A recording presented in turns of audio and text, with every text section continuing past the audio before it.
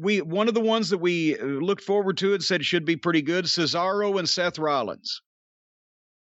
And even though they jump-started it, when Seth just came, the heel comes from behind and tackles Cesaro in the aisleway, which took off, the introductions and everything, some of the oof, but at least they took off, and they didn't go 100 miles an hour with just ludicrous gymnastics and choreography, but they had a fight.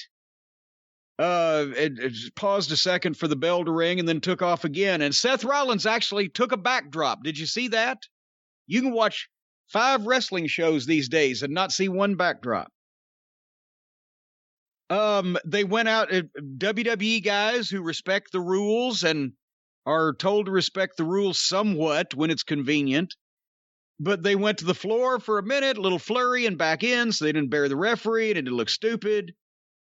They kept it moving and did some good, solid wrestling shit. The referee here, the young female referee, looks like a cashier at Arby's.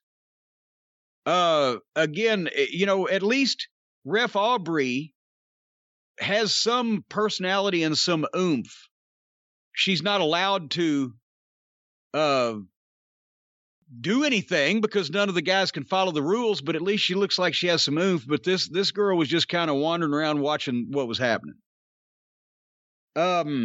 And also, to be honest with you, I can buy Aubrey in AEW because most of those guys are child-sized. But with 2 guys the size of Rollins and Cesaro, visually, I think it'd be better to have a male referee to begin with, is because what's she going to do if they start trying to gouge eyeballs or fucking pull nuts out, for heaven's sake? Can you imagine? I thought about this too. You've brought this up lately. There are times now where fans will get kicked out of wrestling shows for using abusive language to the heels, right? Yeah. Can you imagine if any of the referees in the territory days had been female? What would have been said to them on a nightly basis?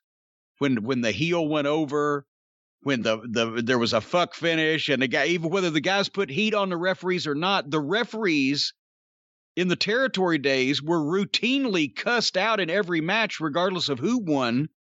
Just if the heel was cheating, the referee would be cussed and called every kind of piece of shit and stuff that would get us kicked off of YouTube and etc. just in the course of every match. But they would be sometimes physically attacked, spit on, followed to the car if there was a real hot finish and the people couldn't get to the heels. So can you imagine if they'd have had female referees in those days? Holy Christ.